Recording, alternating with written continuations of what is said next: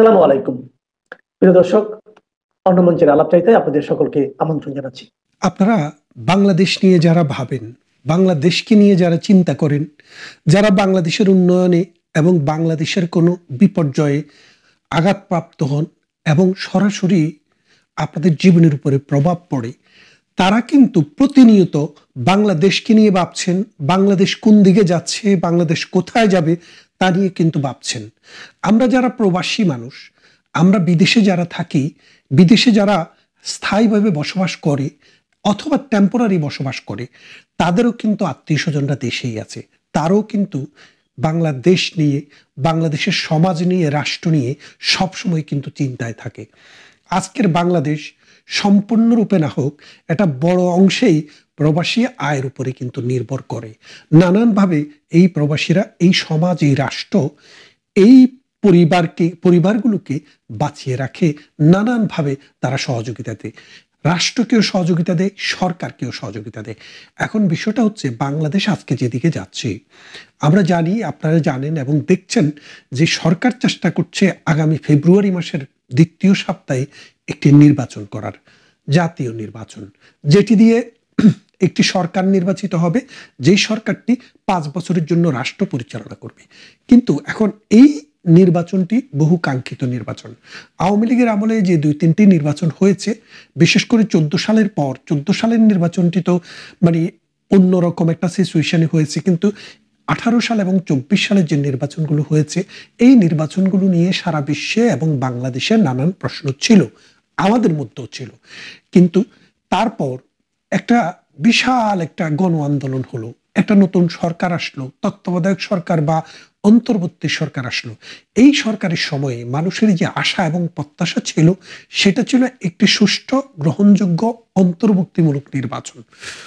এখন দেখেন, ডক্টর ইউনূস যে নির্বাচনটি করতে যাচ্ছে, সেই নির্বাচনটি সুষ্ঠু হবে কিনা সেটা আপনারা পরে বলবেন, গ্রহণযোগ্য হবে কিনা সেটা নির্বাচনের পরে বলবেন, কিন্তু অন্তর্ভুক্তিমূলক হবে কিনা সেটা কিন্তু আপনারা আজকেই বলতে পারছেন। ডক্টর ইউনূস অলরেডি ঘোষণা দিয়েছে আওয়ামী লীগ এবং 14 দলীয় জোট বা ইভেন জাতীয় পার্টিকেও নির্বাচনের বাইরে রাখা হবে। তাহলে কি হলো, বাংলাদেশের মোট জনগোষ্ঠীর 50% উপরে জাতীয় পার্টি, আওয়ামী লীগ এবং তার জোটের যে শরিক, তাদের সাথে রয়েছে। এটা খালি কিতাবি কথাবার্তা নয়, রিয়েল লাইফে কিন্তু তাই। তাহলে 50% মানুষকে বাদ দিয়ে আপনি যে নির্বাচনটি করতে যাচ্ছেন, সেটি কোনোভাবেই একটি ইনক্লুসিভ ইলেকশন না। তার মানে হচ্ছে, আগে বিএনপি, জামাত বা ডক্টর ইউনূসের মতো পারভার্টেড এই পলিটিশিয়ান বা বিজনেসম্যান বা সুদখোরেরা যেই সুশীল সমাজের মোড়কে যেসব কথা বলতেন যে তারা গণতন্ত্র তো চায়, তারা অন্তর্ভুক্তিমূলক নির্বাচন চায়, সেগুলো ছিল মুখের বুলি। সেই বুলি এখন যখন নিজের ঘাড়ে এসে পড়েছে, এখন আর তিনি নেই। তার মানে অন্তর্ভুক্তিমূলক নির্বাচন তারা চায় না। কিন্তু কেন চায় না?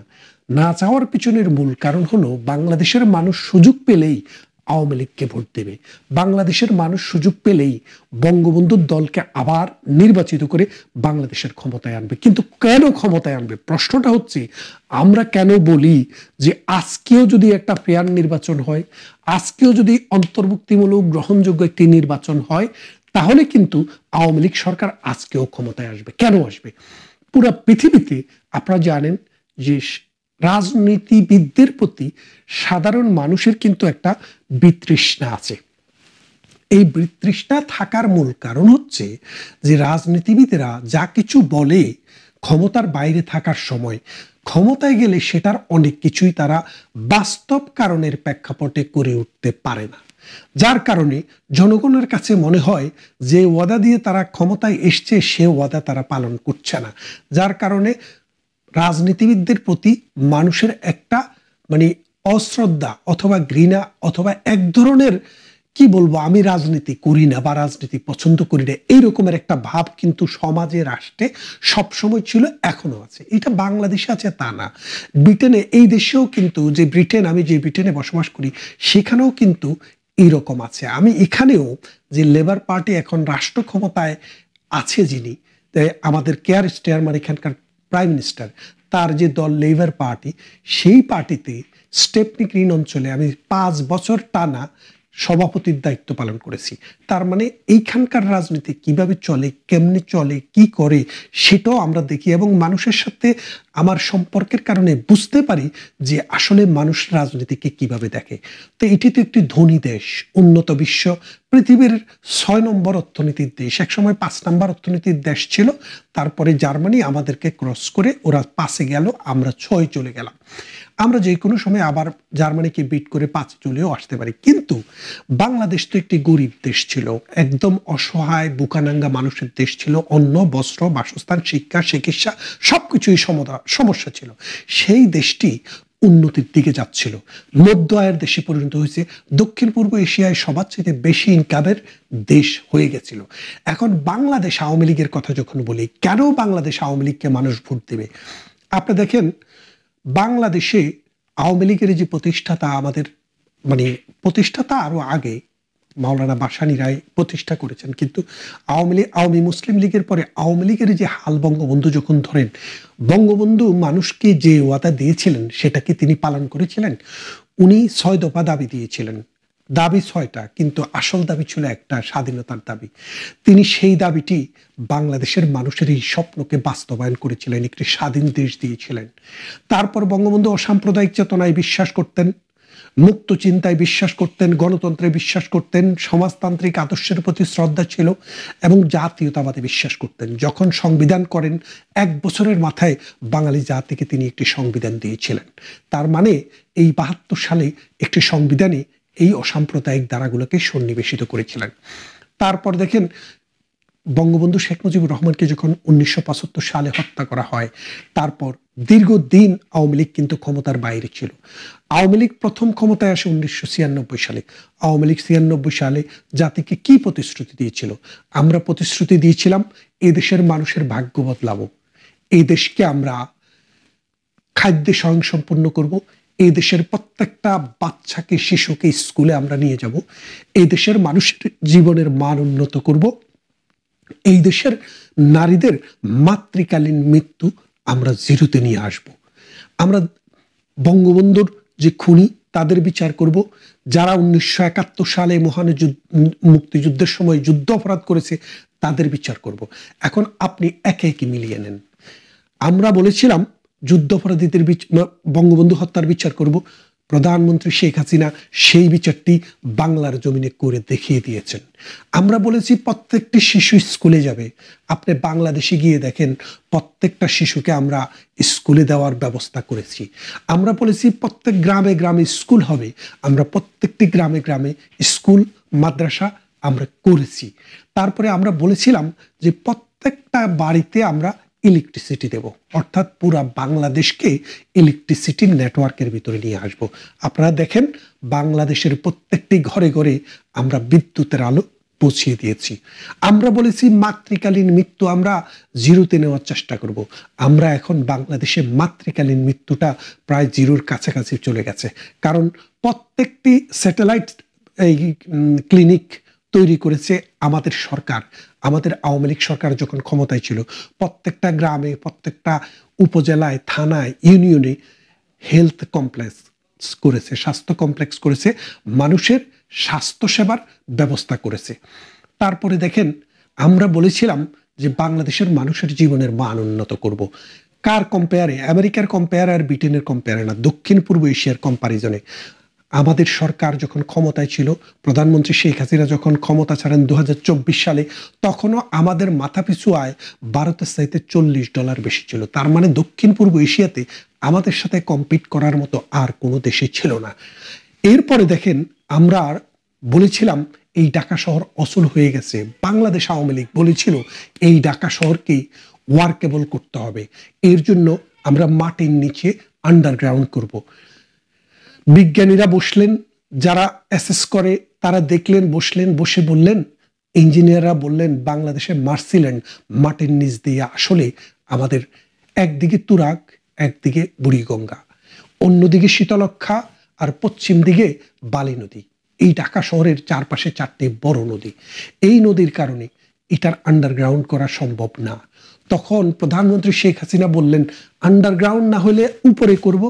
তিনি হাসতে হাসতেই বলেছিলেন, কিন্তু তার সে হাসির কথাটাই সত্যিকারই মেট্রো রেলের রূপ দান করলো। তার মানে ঢাকা শহরের এক প্রান্ত থেকে আরেক প্রান্ত একদিন লেগে যেত আসা যাওয়া করতে, সেটাকে আধা ঘন্টা থেকে 40 মিনিটে নিয়ে আসলেন। তারপর বাঙালির স্বপ্ন, স্বাধীনতার পর থেকে এই পারের আর ওই পারের মানুষ, পদ্মার এই পার আর পদ্মার ওই পারের মানুষকে সংযোগ করে দিব সেতু করে। সেই পদ্মা সেতুটির যখন আমরা চেষ্টা করছিলাম, ডক্টর ইউনূসের মতো এই কুলাঙ্গার বিশ্ব ব্যাংককে প্রভাবিত কইরা আমাদের সেই লোনটি বন্ধ করে দেয়। প্রধানমন্ত্রী বলেছিলেন, আমি এই দেশে ব্রিজ করবই করব। প্রথম আলোতে দেবপ্রিয় ভট্টাচার্যরা বলেছিলেন, এই ব্রিজ করার মতো সক্ষমতা বাংলাদেশের নেই, বিশ্বব্যাংক যদি না থাকে তাহলে এই ব্রিজ হবে না। প্রধানমন্ত্রী শেখ হাসিনা বলেছিলেন, আমি মানুষকে ওয়াদা দিয়েছি এই ব্রিজ আমরা করবই, এবং তিনি সেই ব্রিজটি করে দেখিয়েছেন। পৃথিবীর মানুষ বলছে কত ভালো কাজ এটি হয়েছে। তাহলে দেখেন, বাংলাদেশ আওয়ামী লীগ যখন মানুষকে যে ওয়াদা দিয়েছে সেটাই কিন্তু পূরণ করেছে। তিনি বলেছিলেন, আমরা বিধবাদেরকে ভাতা দিব, বয়স্কদেরকে ভাতা দিব, মুক্তিযোদ্ধাদেরকে ভাতা দিব। তিনি বলেছিলেন, অটিস্টিক শিশুদেরকে আমরা ভাতা দেব, বুদ্ধি প্রতিবন্ধীদেরকে আমরা ভাতা দেব, সেফটি নেটওয়ার্কে নিয়ে আসব, গৃহহীন মানুষকে সরকারি জায়গায় বাড়ি করে দিব। তিনি 6 লক্ষ মানুষকে অলরেডি বাড়ি হস্তান্তর করেছেন। তার মানেটা কি? একজন রাজনীতিবিদ যে কথা বলে, তার যে ভীষণ, সেই ভীষণটা মানুষের জন্য যেভাবে প্রধানমন্ত্রী শেখ হাসিনা সেট আপ করেছেন, আমার বিশ্বাস হয় না পৃথিবীর আর কোনো রাজনীতিবিদ যা বলেছেন, মানুষের কাছে যে ওয়াদা দিয়েছেন সেটা পালন করতে পেরেছেন। এই রকম রাজনীতিবিদ আপনি হারিকেন দিয়ে খুঁজেও পাবেন না, দূরবীন দিয়ে খুঁজেও পাবেন না। কিন্তু আমাদের জননেত্রী শেখ হাসিনা সেটা বিশ্ববাসীকে দেখিয়ে দিয়েছে। আমার আত্মীয়তার সূত্রে এবং বিশ্ববিদ্যালয়ে পড়ার সূত্রে চিটাগংয়ের সাথে খুব ঘনিষ্ঠ সম্পর্ক। সেই চিটাগং থেকে কক্সবাজারে যাওয়ার একটি রেল লাইন ছিল না। এসব মোগল আমলেও ছিল না, ব্রিটিশ আমলেও ছিল না, ছিল না শেখ খালেদা জিয়া, এরশাদ, বঙ্গবন্ধু অথবা জিয়াউর রহমানের আমলেও। কিন্তু আমার নেত্রী, জননেত্রী শেখ হাসিনা ওয়াদা দিয়েছিলেন যে কক্সবাজারকে চট্টগ্রামের সাথে কানেক্টেড করে দেব, Dhaka to Cox's Bazar direct train যাবে। সেই ব্যবস্থাটিও তিনি করে দিয়েছিলেন। তাহলে আপনারা বোঝেন যে একটা মানুষ কতটা ডিভোশন, কতটা প্রেম, ভালোবাসা, মায়া, মমতা নিয়ে দেশকে দেখত। মানুষ এখন ভাবছে, এই প্রধানমন্ত্রী শেখ হাসিনা এই দেশকে যা দিয়ে গেছে, 100 বছরেও কোনো নেতার পক্ষে এইভাবে অতটুকু দেওয়া সম্ভব হবে না। তাই বাংলাদেশের মানুষ একটু ইতিহাস অত ভুলে না, মাঝে মাঝে ভুলে গেলেও আলটিমেটলি ইতিহাসের কাছে মানুষকে আসতে হয়। ইতিহাস যখন দেখবে এই জাতি, আপনি দেখেন, তিনি বলেছিলেন, আমরা প্রত্যেকটা মানুষের কানেক্টিভিটিকে সহজ করে দিব, ইন্টারনেট এনে দিব, আমরা মানুষের ঘরে ঘরে খবর পৌঁছিয়ে দিব। দেখেন, বাংলাদেশের আনাচে কানাচে সব জায়গায় ইন্টারনেট আছে। বেগম খালেদা জিয়ার সময়ে সিটিসেল নামে এরকম লম্বা 1.5 লাখ টাকা একটা ফোন বিক্রি হতো, একমাত্র মোর্শেদ খানে ছিলেন এটার মালিক। শেখ হাসিনা 96 সালে ক্ষমতায় আসার পর 5টি কোম্পানিকে, পরবর্তীতে আরো কোম্পানিকে দিল। আর টেলিভিশনের ক্ষেত্রে তো বিপ্লব ঘটিয়ে দিয়েছে, অসংখ্য টেলিভিশন চ্যানেলকে অনুমোদন দিয়েছে, অসংখ্য ব্যাংকিং চ্যানেলকে অনুমোদন দিয়েছে। তার মানেটা হচ্ছে, একটা দেশ উন্নতির দিকে যেতে হলে যে শিক্ষা, সাহিত্য, সংস্কৃতি, অর্থনীতি, রাজনীতি, সমাজ, নারী সব কিছুকে এক জায়গায় নিয়ে আসতে হবে। তিনি সেটা পেরেছিলেন। তার সেই কারিশমেটিক লিডারশিপের কারণে বাংলাদেশ নির্দিষ্ট সময়ের আগেই আমরা মিলেনিয়াম গোল অর্জন করেছিলাম, এবং বাংলাদেশকে 2024 সালের আগেই মধ্য আয়ের দেশ হিসেবে পুরো বিশ্ব স্বীকৃতি দিয়েছে। তাহলে দেখেন, বাংলাদেশে তথা সমগ্র বিশ্বে রাজনীতিবিদদের কথা এবং কাজের মিল কম হলেও আমাদের দেশে প্রধানমন্ত্রী শেখ হাসিনা যে নজিরটি স্থাপন করেছেন, দেখেন, উনি বলেছিলেন মানুষের জীবনের মান উন্নত করে দিবেন। দক্ষিণ পূর্ব এশিয়াতে বাংলাদেশের মানুষের গড় আয়ু 74 বছর, আর কোনো দেশ 70-এর উপরে নেই। তার মানে এটা কি দাঁড়ালো? প্রত্যেকটা গ্রামকে শহর, উপশহরের মতো রূপান্তর করে দিয়েছেন। এখন আজকের দিনে আপনি যদি হিসাব করেন, একটি ভোট যদি দেওয়ার সুযোগ মানুষ পায় আর নৌকা মার্কা প্রধানমন্ত্রী শেখ হাসিনার মার্কাটি যদি সেখানে থাকে, তাহলে অন্য সব মার্কা মিলেও শেখ হাসিনার মার্কার সমান ভোট পাবে না। কারণ এখন শিশুরা পড়তে জানে, এখন তরুণরা পড়তে জানে, এখন যুবকরা পড়তে জানে। আর যারা বয়স্ক তারা ইতিহাসের ধারাবাহিকতা দেখেছেন, ওয়াদা এবং সেটা পূরণের মাত্রাটা আপনারা দেখেছেন। তাই বলবো যে আজকে ডক্টর ইউনূসের সরকার এই ভয়ে, বিএনপি এই ভয়ে, রাজাকার গ্রুপ এই ভয়ে বাংলাদেশ আওয়ামী লীগকে নির্বাচনে চায় না। মিথ্যা মামলা সাজিয়ে আওয়ামী লীগকে কনভিক্টেড করার যে চেষ্টা চলছে, এই প্রসেসটাকে এই দেশের মানুষকে নিয়ে আমরা রুখে দেব। এই দেশ আবার ৭১-এর চেতনায়, অসাম্প্রদায়িক চেতনায়, গণতন্ত্র, সমাজতন্ত্র, ধর্মনিরপেক্ষতা এবং জাতীয়তাবাদের চেতনায় উজ্জীবিত হবে এবং বাংলার লাল সবুজের পতাকা পৃথিবীর বুকে মাথা উঁচু করে দাঁড়াবে। আর আমার সোনার বাংলা, আমি তোমায় ভালোবাসি, এই মধুর গানটি আমাদের জাতীয় সঙ্গীত হিসেবে কন্টিনিউ করবে। ভালো থাকবেন।